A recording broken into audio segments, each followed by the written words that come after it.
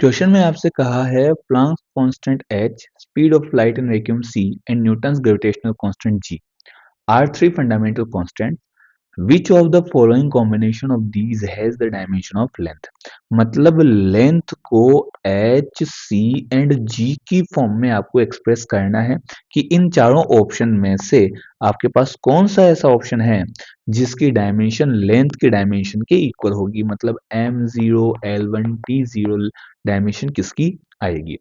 तो देखो बेटा, करने के हैं दो तरीके। या तो जो हमारा स्टैंडर्ड मेथड है आप उससे भी कर सकते हो। स्टैंडर्ड मेथड क्या हो गया कि भाई हम क्या करेंगे, एल को लिखेंगे एच की पावर एल्फा, सी की पावर बीटा, जी की पावर गामा। अब यहाँ पर सबकी डायमेंशन रख के एल्फा, बीटा और गामा की वैल्यू कैलकुलेट करनी है। या फिर एक दूसरा अल्टरनेटिव मेथड भी है कि आपके पास में चार ऑप्शन है, आप इन चारों ऑप्शन में एच, जी एंड सी की, एच, सी एंड जी तीनों की डायमेंशन रख लो और उसको सोल्व करके देख लो किसकी डायमेंशन L1 आ जाती है या M0 L1 T0 आ जाती है। जिसकी भी डायमेंशन ये आ जाएगी वही आपका ऑप्शन सही हो जाएगा। लेकिन उसमें यह आपको हर एक ऑप्शन को चेक करना पड़ेगा, तो हो सकता है थोड़ा सा आपको टाइम लग जाए। तो इसलिए अपन स्टैंडर्ड मेथड पर ही चलते हैं ताकि अपनी प्रैक्टिस भी हो जाए। ठीक है, तो सबसे पहले लेंथ लेंथ की डायमेंशन होती है M0 L1 T0। Planck constant की dimension m1 l1 l2 t-1 की पावर हो जाएगा अल्फा। वेलोसिटी ऑफ लाइट की हो जाएगी l1 t-1 की पावर बीटा एंड g हो जाएगा m की पावर -1 l3 t की पावर -2 की पावर गामा। अब इस ब्रैकेट्स को खोलना है अपने को, तो जैसे ही आप ब्रैकेट्स ओपन करोगे ये बनेगा m की पावर अल्फा, यहाँ से बन जाएगा m की पावर माइनस गामा, तो अल्फा माइनस गामा। ठीक है, इसी तरह L की पावर भी देखते हैं, तो L की पावर फर्स्ट टर्म से बनेगी 2 अल्फा, यहाँ से तो क्या बन जाएगा भाई आपका 2 अल्फा, यहाँ से L की पावर बीटा, यहाँ से L की पावर 3 गामा। तो मैं एक साथ लिख देता हूँ प्लस बीटा प्लस 3 गामा। ठीक है, इसी तरह T की पावर देखते हैं, तो T की पावर बनेगी minus alpha minus beta -2 gamma. ठीक है, ये आपके पास T की पावर्स हैं। इधर बनेगा M0 L1 T0। अब अपने को क्या करना है, M से M को, L से L को, T से T को कंपेयर करना है। ठीक है, कंपेरिजन करते अपना आंसर आ जाएगा। ठीक है, तो देखिए जैसे m को कंपेयर करेंगे तो 0 इक्वल टू मिलेगा हमें अल्फा माइनस गामा। ठीक है, जैसे ही आप l को कंपेयर करते हो तो 2 alpha plus beta plus 3 gamma equal to मिलता है 1। एंड जैसे ही आप नेक्स्ट मतलब t को कंपेयर करोगे minus alpha minus beta -2 gamma equal to 0। थोड़ा और सोल्व कर लेते हैं, alpha plus beta plus 2 gamma equal to 0 आपको मिलेगा। ठीक है, अब यहां से हमारे पास तीन इक्वेशन बनी, तीनों इक्वेशन को आपस में सोल्व करना है। ये इक्वेशन 1, ये इक्वेशन 2, इक्वेशन 3। ठीक है, इन तीनों इक्वेशन का हम नाम लिख देते हैं कि ये तो हो गई इक्वेशन 1, इससे अपन लिख देते हैं alpha equal to gamma, equation 1। ये हो गई इक्वेशन 2 एंड ये इक्वेशन 3। ठीक है, अब इन्हीं तीनों इक्वेशन को अपने को सोल्व करना है। तो इक्वेशन 1 से तो हो गया अल्फा इक्वल टू गामा, ये इक्वेशन 1 से वैल्यू हम 2 एंड 3 में पुट करेंगे जिससे हमें आंसर मिलेगा। तो इक्वेशन 2 में रखते ही 2 alpha plus beta plus 3 alpha equal to 1, तो beta plus 5 alpha equal to 1 मिलेगा। इसी तरह 3 में रखोगे तो alpha plus beta plus 2 alpha equal to 0, तो बीटा प्लस 3 अल्फा इक्वल में 0 मिलेगा। क्लियर। अब ये दो इक्वेशन और बन गई। अगर मैं इस इक्वेशन 4 में से इक्वेशन 5 को माइनस कर देता हूं तो मेरे पास अल्फा या बीटा की वैल्यू आ सकती है। तो क्या करना है, इक्वेशन 4 में से इक्वेशन 5 को माइनस करना है। ये फोर्थ इक्वेशन है, ये फिफ्थ इक्वेशन है, फोर्थ में से फिफ्थ को आपको माइनस करना है। ठीक है, तो जैसे ही 4 में से 5 को माइनस करोगे क्या कैंसिल होगा बेटा, बीटा से बीटा कैंसिल, 5 अल्फा में से 3 अल्फा जाएगा तो 2 अल्फा बचेगा इक्वल में 1 अल्फा आ जाएगा 1/2। अब हमारे पास अल्फा इक्वल टू क्या था, गामा। तो जो अल्फा की वैल्यू है वही वैल्यू किसकी होगी, गामा की। मतलब यही वैल्यू किसकी है, गामा की। अब ये जो अल्फा की वैल्यू है आप इक्वेशन 5 या इक्वेशन 4 में रख के बीटा को कैलकुलेट कर सकते हो। तो रख देते हैं भाई, बीटा प्लस 3 अल्फा की वैल्यू 1/2 इक्वल में 0, तो बीटा आया माइनस का 3/2। So alpha equal to gamma equal to 1/2 and beta आया है माइनस का 3/2। अब एल क्या था? एल हमारे पास हमने लिया था एच की पावर अल्फा, सी की पावर बीटा, जी की पावर गामा। एच की पावर अल्फा, अल्फा मतलब पावर 1/2, सी की पावर बीटा मतलब -3/2 एंड जी की पावर गामा मतलब 1/2। मतलब एल आपके पास मिलेगा √HG अपॉन सी की पावर 3/2। अब ये ऑप्शन कौन सा है वो हमें सर्च करना है, वो ऑप्शन हमें मैच करना है। ऑप्शन फर्स्ट ही है जो हमारा मैच हो जाएगा √HG अपॉन सी की पावर 3/2 से। ठीक है, ओके। चलिए नेक्स्ट क्वेश्चन पे चलते हैं। 2017 में नीट में आया हुआ क्वेश्चन भी कुछ इसी टाइप का है।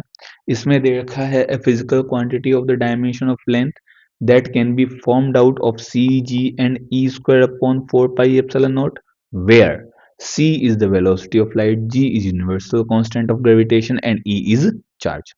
इसमें भी आपको L को c की पावर अल्फा, g की power beta, e square upon 4 pi epsilon not की पावर गामा से ही एक्सप्रेस करना है। अल्फा बीटा गामा आपको चाहिए। अब हमारे पास प्रॉब्लम ये है कि sir E square upon 4 pi epsilon not जो हमें ये वैल्यू दे रखी है, इस वैल्यू की डायमेंशन नहीं है। तो इसकी डायमेंशन निकालने के लिए हम दो चीजें कर सकते हैं, या तो ई एंड एप्सिलॉन नॉट की डायमेंशन हमें पता हो, या फिर इलेक्ट्रोस्टैटिक कूलम्ब फोर्स हम जानते हो। इलेक्ट्रोस्टैटिक कूलम्ब फोर्स का फॉर्मूला होता है F equal to K Q square या 1/4 pi epsilon naught Q square upon R square. Q की जगह है चार्ज इलेक्ट्रॉन का है, तो E square upon R square हो जाएगा, E square upon R square. यहाँ से E square upon 4 pi epsilon naught मिलेगा एफ आर स्क्वायर। एफ की डायमेंशन m1l1t-2 और r मतलब लेंथ, इसकी डायमेंशन l2, तो नेट डायमेंशन बनेगी m1l3t-2। ठीक है, इसके अलावा c और g की डायमेंशन हमें पता है, बस यहाँ पर पुट करनी है। तो रख देते हैं भाई इसको भी। l मतलब लेंथ, लेंथ की डायमेंशन m0l1t0। ठीक है, उधर है सी मतलब l1t-1 की पावर अल्फा, जी मतलब m-1l3t-2 की power beta and E square upon 4 pi epsilon not, इसका मतलब क्या हो गया m1l3t-2 की पावर गामा। अब क्या करना है भाई, पावर्स को कंपेयर करना है। पहले ब्रैकेट्स ओपन करके पावर को सोल्व करते हैं थोड़ा। तो ये बनेगा हमारे पास में एल की पावर बनेगा अल्फा, भाई यहाँ से फर्स्ट टर्म से तो अल्फा, सेकेंड टर्म से 3 बीटा एंड थर्ड टर्म से 3 गामा। तो alpha plus 3 beta plus 3 gamma. ठीक है, एम की पावर बनेगी -beta plus gamma and T की पावर बन जाएगी हमारे पास में -अल्फा प्लस -2 बीटा -2 गामा। इधर है m0l1t0। क्या करना है, अगेन m को m से, t को t से और l को l से कंपेयर करना है। ठीक है, कंपैरिजन करके अपना आंसर आ जाएगा। तो देखो भाई, सबसे पहले m की पावर कंपेयर करते हैं तो -beta plus gamma equal to 0, इसका मतलब बीटा इक्वल टू गामा होगा। ठीक है, नेक्स्ट L की पावर कंपेयर करते हैं तो alpha plus 3 beta plus 3 gamma equal to 0। Equation 1 में बीटा इक्वल टू गामा आया है, ये वैल्यू हम यहाँ रखेंगे तो alpha plus 6 beta equal to 0 आ जाएगा। नेक्स्ट हमें दे रखा है टी की पावर क्या है भाई, -alpha -2 beta -2 gamma equal to 0। Again इसमें भी बीटा इक्वल टू गामा रखा जा सकता है, तो हमारे पास बनेगा alpha plus 4 beta equal to 0। आप सोच रहे होंगे सर ये माइनस था, ये प्लस कैसे आ गया, सब में माइनस था, तो ये तीनों माइनस कॉमन लेके हम 0 में डिवाइड करेंगे तो आंसर वो माइनस हट के पॉजिटिव में ही आ जाएगा। ठीक है, तो अब हमारे पास दो इक्वेशन बनी, दोनों इक्वेशन सोल्व करते हैं। तो इस इक्वेशन में से अगर मैं इसको माइनस कर देता हूँ तो अल्फा से अल्फा कैंसिल होगा, 6 बीटा, अच्छा एक सेकंड यहाँ पे 1 था, यहाँ पर क्या था भाई, एल की पावर में 1 था। ठीक है, एल में हमारे पास क्या था, पावर में 1 था ना यहाँ पर।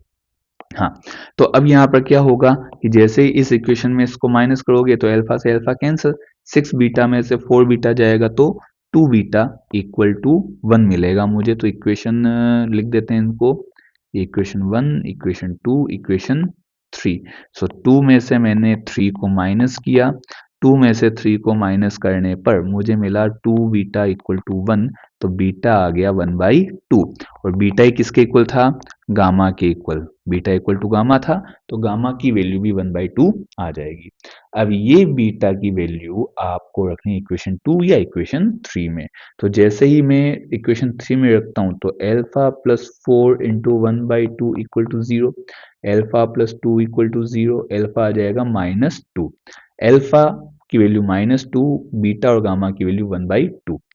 ठीक है, तो एल्फा किसकी वैल्यू थी बेटा? सी की पावर थी एल्फा, तो सी की पावर तो हो जाएगा 2, जी एंड ये जो पूरी टर्म है इसकी पावर क्या हो जाएगी? माइनस, सॉरी, प्लस की हाफ। ठीक है, सी की पावर तो -2 और इन दोनों की पावर प्लस की हाफ। प्लस की हाफ एंड सी की पावर -2 किस में है? देखिए, सी की पावर इसमें +2 है, इसमें -2 है, इसमें जी की पावर भी -2 है। जी अपॉन में आ रहा है ना, तो जी की पावर -2 है, तो ये भी गलत है। फोर्थ ऑप्शन आना चाहिए जिसमें सी की पावर तो -2 है, मतलब 1/c² है, and G E square upon 4πε0 की पावर कितनी है यहाँ पर? 1/2। तो फोर्थ ऑप्शन आपका करेक्ट आंसर यहाँ पर होना चाहिए। So right answer is the fourth option. चलिए नेक्स्ट क्वेश्चन की तरफ चलते हैं। नेक्स्ट क्वेश्चन हमारे पास दे रखा है, a student measured the diameter of a small steel ball using a screw gauge. अब की बार स्क्रू गेज का क्वेश्चन है, मतलब मेजरमेंट का क्वेश्चन आपको दे रखा है। स्क्रू गेज है जिसका लीस्ट काउंट है 0.001 centimetre. Main scale reading is 5 millimetre, millimetre है, आपको कन्वर्ट करना पड़ेगा। And zero of circular scale division coincide with 25 divisions above the reference level.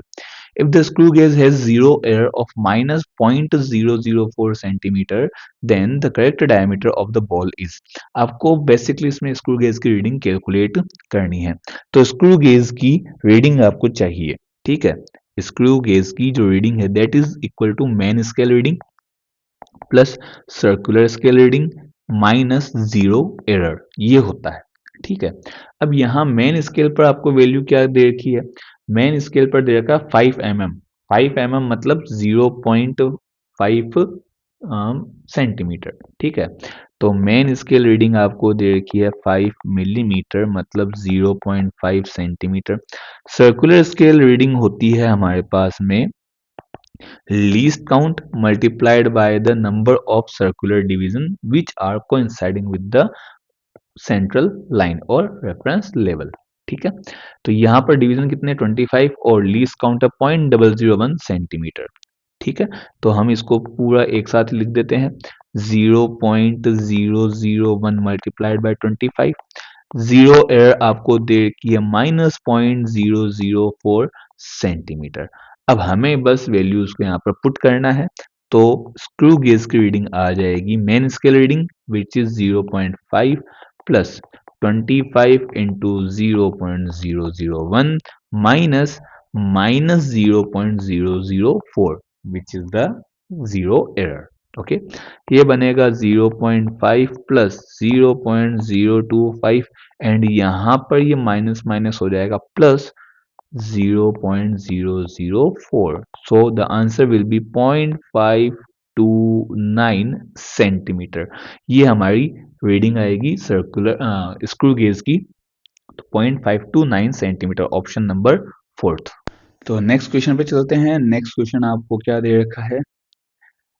Next question में है, in an experiment the percentage of error occurred in measurement of physical quantities a b c and d are 1 2 3 and 4% respectively, then the maximum percentage error in the measurement of x where x is a square b की power 1 by 2 c की power 1 by 3 d cube। Okay, question आपको दे रखा है कि x है a square b की power 1/2 upon c की power 1/3 d cube, जहां a के मेजरमेंट में जो परसेंटेज एरर है दैट इज 1%, b के मेजरमेंट में परसेंटेज एरर है 2%, c के मेजरमेंट में है 3% एंड d के मेजरमेंट में है आपके पास में 4%।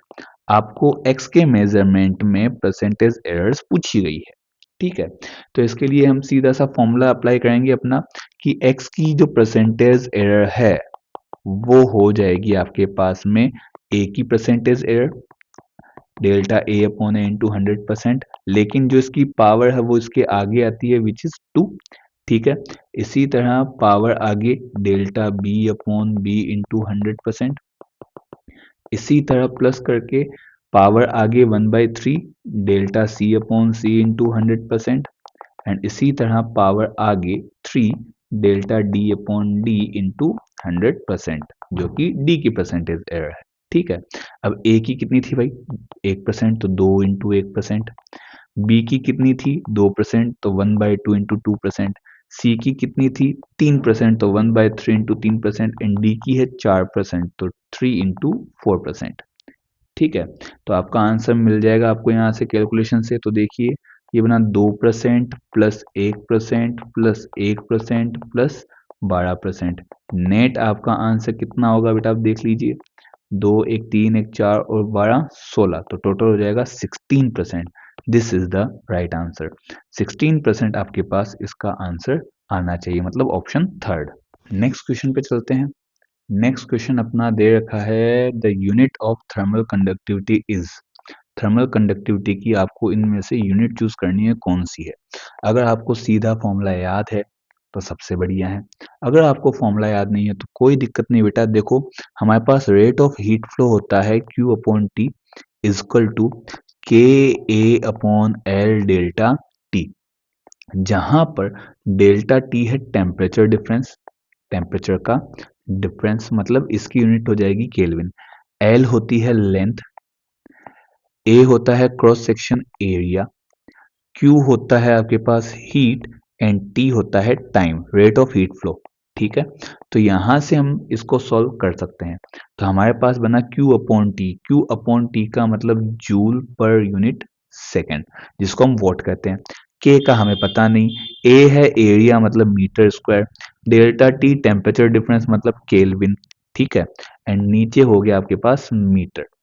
तो यहां से अब आप जब इसको सॉल्व करोगे तो देखिए मीटर से तो मीटर कैंसिल हो जाएगा, और यहाँ पर जूल अपॉन सेकेंड जो लिखा हुआ है इसे हम क्या लिख देंगे वॉट। ठीक है, तो यहां से आपका आंसर मिलना चाहिए आपको watt equal to K metre kelvin. तो यहाँ से जो के की यूनिट हो जाएगी that is watt metre inverse kelvin की inverse, watt metre inverse kelvin inverse, ऐसा किस में है फर्स्ट ऑप्शन में, तो यही आपका सही आंसर आएगा। नेक्स्ट क्वेश्चन पे चलें। तो नेक्स्ट क्वेश्चन आपको दे रखा है a screw gauge has the least count of 0.01 mm। ये थोड़ा मिसप्रिंट हो रखा है यहाँ पर। एक स्क्रू गेज है जिसका लीस्ट काउंट है 0.01 mm and there are 50 divisions in each circular scale. The pitch of the screw gauge is, pitch चाहिए स्क्रू गेज की। ठीक है, तो देखो लीस्ट काउंट का हमारे पास फॉर्मूला होता है वैसे pitch upon number of circular scale division, number of circular scale division, या हम ये कह सकते हैं number of division on circular scale, दोनों बोल सकते हो आप, number of circular scale division या number of division on circular scale. Least count आपको देखा 0.01 mm, पिच हमें पता नहीं, और हमें दे रखा काउंट्स कितने हैं 50। तो ज़्यादा कुछ नहीं करना, इस 50 को यहाँ लाके मल्टीप्लाई कर देना है। जैसे ही आप करोगे तो ये मिलेगा 0.01 इंटू 50 इक्वल टू आ जाएगा पिच। तो आपके पास पिच मिलेगी अपने को 0.50 mm। तो 0.50 mm मतलब ऑप्शन नंबर सेकंड। ठीक है, चलिए अगला क्वेश्चन भी देख लेते हैं इसी के साथ साथ। अगला क्वेश्चन है taking into account of the significant figure what is the value of 9.99 metre minus 0.0099 metre. आपको इनको माइनस करना है। अब आप बोलोगे सर ये भी क्या क्वेश्चन है, माइनस करने वाले क्वेश्चन आ गए, तो देखो बेटा आते हैं 9.99 माइनस 0.0099। ठीक है, अब आप लोग क्या करोगे, आप लोगों का तरीका क्या होता है भाई, ये सर यहाँ 0 0 लगा दो। ठीक है, ये 10 में से 9 गया सर, एक बचा, फिर 9 में से 9 गया तो आप सॉरी 9 में से 9 गया तो आपके पास क्या बचेगा सर 0 बचेगा। यहाँ हो जाएगा सर 8, यहाँ हो जाएगा 9 पॉइंट, यहाँ हो जाएगा आपके पास 9। ठीक है, तो सर ये राइट आंसर है? नहीं। यहाँ ये होता है कि जब भी आप इस तरह से प्लस या माइनस करते हो तो आंसर में आपको उतने ही डेसिमल के बाद में डिजिट लेने हैं जितने मिनिमम डेसिमल के बाद में क्वेश्चन में डिजिट्स दे रखे हैं। मतलब अब अगर मैं यहाँ देखूँ तो हमारे पास दो नंबर्स है, एक में हमारे पास में डेसिमल के बाद में दो डिजिट है 9 एंड 9, दूसरे में चार डिजिट है। ठीक है, आपको मिनिमम कितने डिजिट मिनिमम कितने डिजिट है वो देखना है।